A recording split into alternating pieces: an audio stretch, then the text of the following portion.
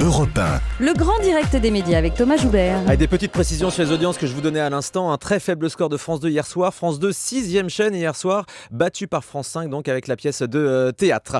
On passe tout de suite aux faits médias du jour. Vous le savez, toute cette semaine, on a passé la marche arrière avec Eva Rock pour revenir sur tous les événements qui ont marqué la télé cette année. Après le sport, l'info, les divertissements, les flops hier. Place aujourd'hui aux émissions de télé-réalité. Eva Rock, chef des infos à Télé 7 jours. Bonjour. Bonjour à tous. Et c'est vrai que 2012 a consacré ce genre qu'on croyait finalement presque mort, la télé-réalité. Et oui, avant il y avait la télé-réalité d'enfermement, façon Secret Story, les émissions d'aventure comme Koh-Lanta, tout ça mis sous le même vocable télé-réalité. Mais ça, mon cher Thomas, c'était avant. Depuis 2 ans, le genre se décline autrement, évidemment.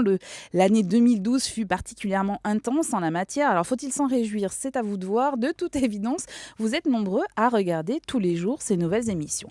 C'est Julien Courbet qui a été le premier à importer en France ce qu'on a désormais pris l'habitude d'appeler en fait la script reality. Vous savez, c'est un format qui est né en Allemagne et pour faire simple, ce sont des histoires vraies, rejouées, scénarisées souvent. Alors des faits divers, des cas de divorce et autres accidents de la vie. Et voilà comment a débarqué sur France 2 le jour où tout a basculé. Alors ça coûte pas cher, c'est vite tourné et ça rapporte gros car les téléspectateurs répondent présents entre 1,5 et 2 millions de fidèles au quotidien.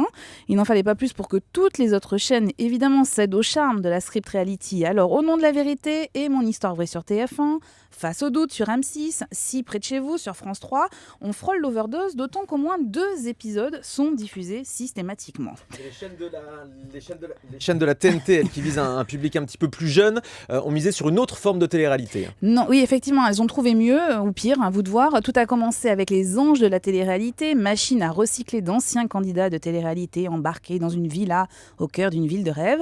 On assiste alors à l'apparition d'une nouvelle forme d'écriture télé entre séries et émissions version Love Story. Et là encore, succès d'audience. Jérémy Michalak, qui est producteur des Anges, pousse d'ailleurs le concept et crée Hollywood Girls, toujours pour Énergie 12. C'est une sorte de fiction jouée par d'anciens candidats avec une forte propension à l'improvisation, si on peut dire ça comme ça.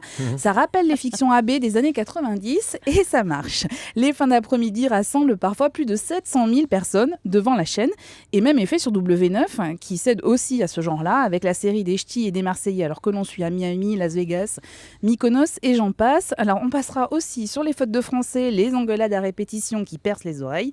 Tout ça n'est pas très classe mais c'est efficace et les ados adorent. Est-ce que ça veut dire que les formats de ce type, comme les Marseillais, comme les Ch'tis, comme les Anges de la télé, ont enterré les émissions un peu plus classiques comme L'amour est dans le pré? Au contraire, tout à coup, ce type d'émission est affublé des adjectifs authentiques, véridiques. Alors un bol d'air frais a donc soufflé sur M6 qui, avec cette saison 7 de L'amour est dans le pré, a battu des records d'audience, dominant chaque lundi toutes les autres chaînes. Alors la saison fut bien entachée de quelques polémiques avec certains candidats enclins à protester contre les méthodes de la production. Cela n'eut aucune conséquence sur les audiences entre 6 à 7 millions de téléspectateurs fidèles au programme, d'autant que cette énième saison donna naissance à un héros, Thierry, Gratiné, ouais. qui a rencontré l'amour de sa vie en la personne d'Annie, ma chère Christine, qu'il a épousée devant 6000 personnes cet été. Et pour tout vous dire, rendez-vous le 7 janvier pour découvrir les 14 nouveaux agriculteurs célibataires et leurs moissonneuses-batteuses. Oui, je sens que vous êtes déjà impatients, C'est la moissonneuse Christine batteuse. et Eva, de retrouver les nouveaux agriculteurs de l'amour et dans le pré. Merci beaucoup Eva, on verra la suite de ce bilan télé 2012 lundi. Vous nous direz quelles sont les personnalités de l'année.